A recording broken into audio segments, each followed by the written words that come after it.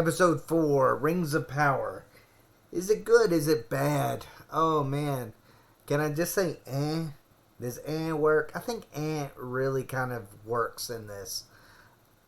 It's not a masterpiece, but I don't think it's like utter trash either. I think it's somewheres in between. I think it looks really pretty, but it really has some scenes in it that just kind of make you go, wow, that should have been edited a little bit better.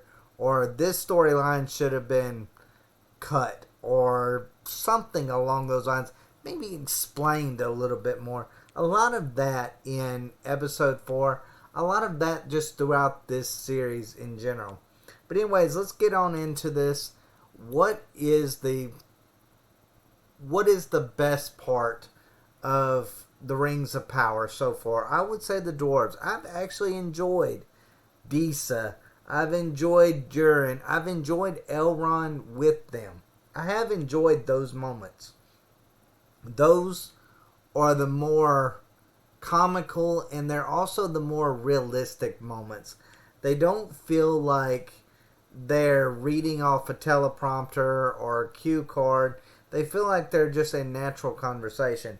Now, I know a lot of people don't like Disa because the actress in real life went out and just tried to just make everything about representation and not really about Tolkien, and that doesn't serve her character right. It doesn't serve the fans who are Tolkien fans, and then to be kind of, I don't know, look past for representation's sake. But overall, I do enjoy her character.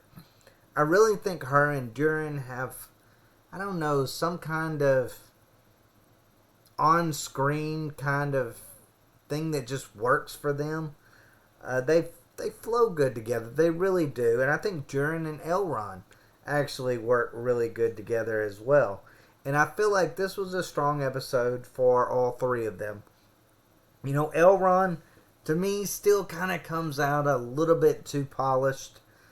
But, you know what? I enjoyed him going to Durin, or first talking to Disa, and then finding out, basically, having this little conversation, telling her she lied.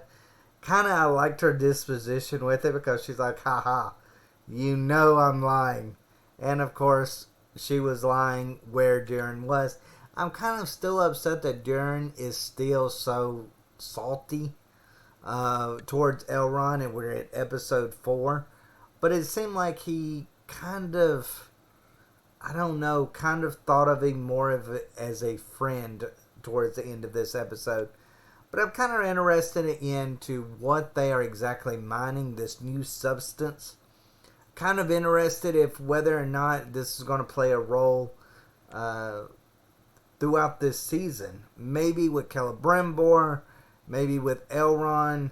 Maybe Elrond breaking his promise to Durin about not telling about this substance. I just wonder, there's going to be some kind of consequence with it. They brought it up too many times for it not to be.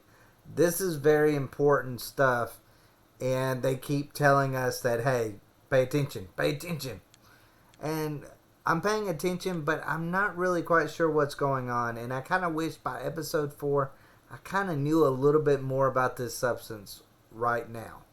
But overall, Elrond's still a little bit too polished, but I do enjoy his character. Disa and Durin, I feel like they work good together on screen. They really do. But overall, I've enjoyed the dwarves. I've enjoyed the dwarves more than I've enjoyed the elves, more than I've even enjoyed the humans. I think the dwarves just work really good on this show. I almost kind of wish the whole show was really about them. Definitely enjoyed them better more than the Harfoots. Oh, Lord. Please, no more of this stupid story with the freaking Harfoots. And we actually got less of this, and that's why this episode was actually one of my favorite episodes. Simply because we get less of the Harfoots. I mean, that's all I ask, is less of them.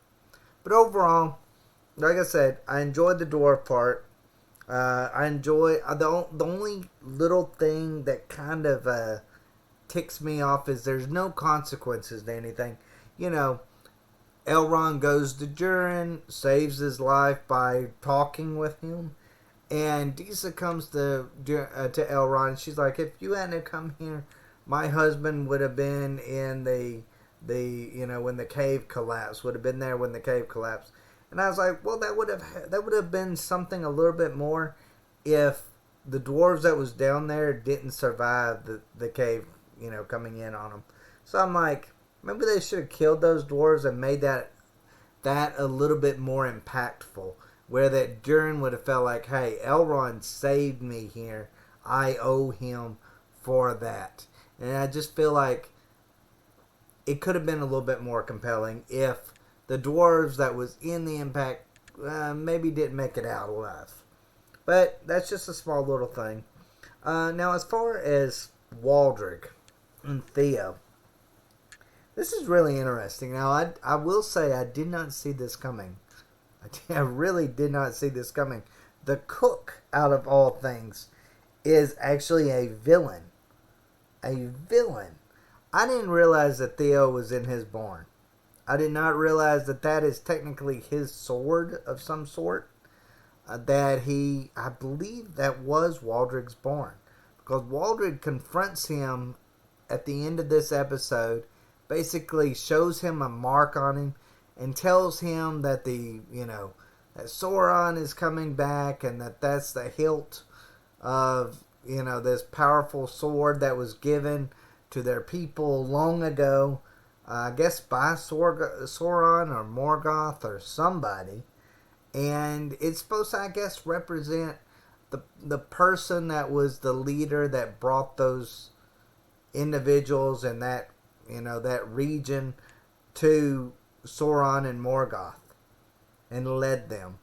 And it kind of has, in a weird way, that sword kind of has a power almost like the rings. Like, seems to captivate people that see it.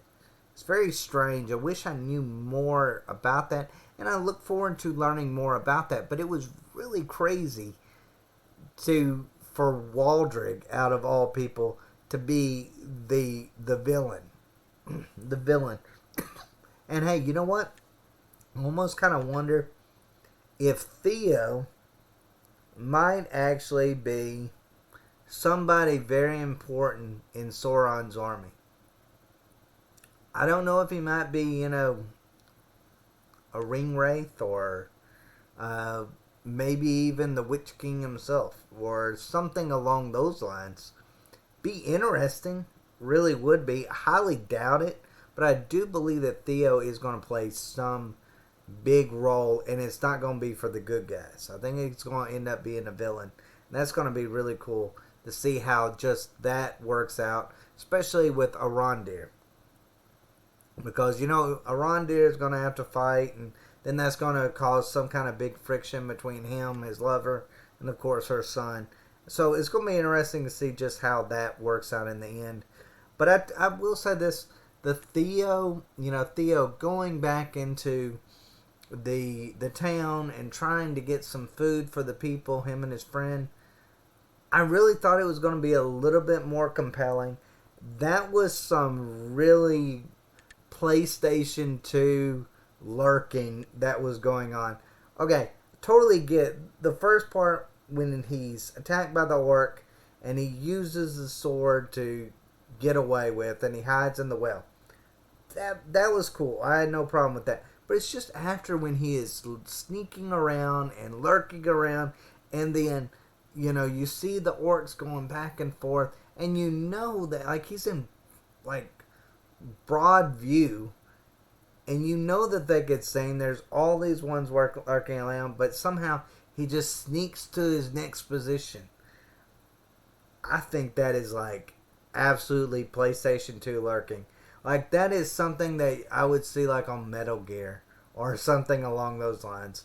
Where your enemy is 5 feet in front of you, but for some reason he can't see you moving around. It makes no sense. That, to me, to a certain extent, kind of ruined a moment. And I'll tell you another thing that was just so ridiculous was when Rondir comes and saves him. Him and Theo and Theo's mom are running through the woods, and you see all these orcs behind him, but I guess they're like going incredibly slow, because Arondir has time to, take them out, take out a bunch of them, and he's like, move to the open area. It's fixing to be daylight. And I'm just like, it looked like where he was and where they were was in a completely different area than where the orcs were chasing them. It looked like they were in completely different area, and it just looked like a completely separate scene. And it was just crazy at how slow the orcs were. Like, they never caught up to them until they reached the field. And then it was really funny. It's like the orcs come out and they're like, "Oh no, the sun. What are we gonna do? Maybe use your archers and kill them, if that's the case." Like, that would have made sense.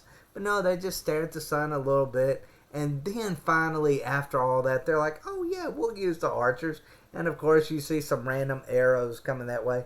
But it was just fun just to watch Arondir, Theo, and Theo's mom just sitting there looking at the orcs and being like, "Aha, you can't catch me now." And I'm like, just shoot them with an arrow. Like, you're like 15 feet out of the woods. You are far from being safe. Like, you'd think that an orc would just, like, I don't know, put his coat over his head and just run out there and just kill them all. Like, that would have made more sense.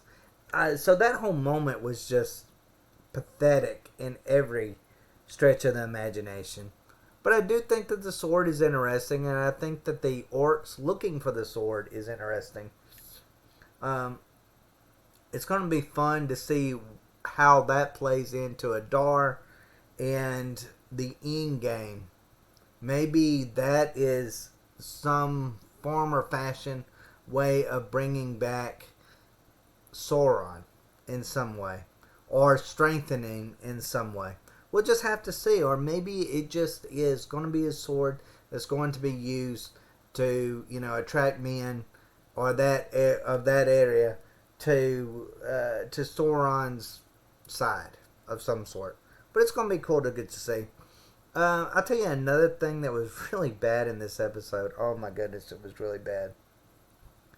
Pharazôn's speech. What on earth was that? He gets up into a building that clearly, like, he moves to the crowd and he gets up in the building and he's like, "Hey, listen to me, people. I'm talking about the elf that's in Numenor." And then he gets done talking in front of this clearly just really piss poor background. Like, if you want to talk about something that's better in House of the Dragon, there's nothing in House of the Dragon that makes me go, that looks like that looks either like a green screen, or that looks like something that is, just a weird fake foamy prop of some sort. That's the way this looked. Like, the whole background looks that way. And then he gets to the end of his speech and he's like, "Drinks for all." Where did the drinks come from? Where did the people serving the drinks come from? This wasn't a party. This is just randomness in your town. That made no sense. Literally no sense. And I'm just like pulling at my hair going, what on earth was that? That is just terrible writing. Terrible writing. Not a fan of Pharazôn. Not a fan of him at all. I guess it's his son. I don't know, his son or his apprentice. He actually seems like a pretty cool guy. I like how that girl that he's after, and she's like, "Oh well, I don't mess with guys that are strange men." And he's like, "If I see one of those those shady strange men, I'll let you know. But you're going on a date with me." Like, I liked that. I liked the way he went about that. It was really cool. Now, as far as Numenor is concerned, Halbrand. or should I say Sauron? Is it any doubt in anybody's mind that that guy's not Sauron? He seems like Sauron. He seems like that is Sauron in waiting. At the very end of this episode, how did he get free? And he's just walking around Numenor. And I'm like, it's to find out the truth about him. Because I'm going to be like, he just keeps letting out these small little hints, like the blacksmith thing. Just the way, talks about, taking that little sigil thing off of a dead man. And all of those little things just kind of make me think, what if he's just telling the truth? What if he just like killed the guy, took his sigil, and there we go. It seems like a very truthful thing. It's almost like the devil doesn't lie kind of situation. That's the way it feels to me. Now, as far as Galadriel and Muriel, what can you say about Galadriel? She's the worst character in the show. She cannot have a normal conversation without being a complete and total a-hole to somebody. Like, she is so driven, and it would have made sense if there was a little bit more backstory to it. Oh, your brother got killed, so you're going to spend the next couple of thousand years going after Sauron. No, that's not a good story. We didn't get to know enough about you and your brother for that to happen. For us to care, for that to be your, what drives you. It just has to be more than that. And the idea that she just goes up to the queen or the queen regent, whatever you want to call her, and just demands stuff. And then she gets thrown in prison and she's like, well, I'm going to go do it again. No, how about you don't? How about you don't do that again? Like, you can't have such a stupid protagonist. Unless he's comic relief. Totally get it. She's comic relief. Yeah, you can have a stupid protagonist, but not the main character. Not the main protagonist. You just can't have this on a very serious show. And she's the least serious of all the characters. Now, as far as her talking with Muriel, and I thought Muriel, and she's like, oh, well, this is actually, the future. And this is why I'm so worried about you being here. That was decent. Still very vague, but decent. I kind of felt it was so strange where she breaks into the king's, palace, and she's like, I'm not going to throw you out. I'm actually going to show you my secrets. Even though just a few minutes ago, I was completely not wanting to share anything with you. But now I'm going to share something because you did take the time to break into, my palace and, I don't know, threaten to kill me or something. I don't know. I don't know what would make her be like, okay, before I just wanted you gone, but now I want to tell you my life story. Thought it was crazy. I am glad that they did explain the king a little bit more and explain where Muriel is coming from and maybe hint at the destruction of Numenor. I think that was decent. Done decent. Wasn't the worst thing in the episode. Let's just put it that way. Now, as far as Adar, I was kind of hoping that was Sauron. I'm not going to lie. But at least we now got to figure out what really happened to Benjen Stark.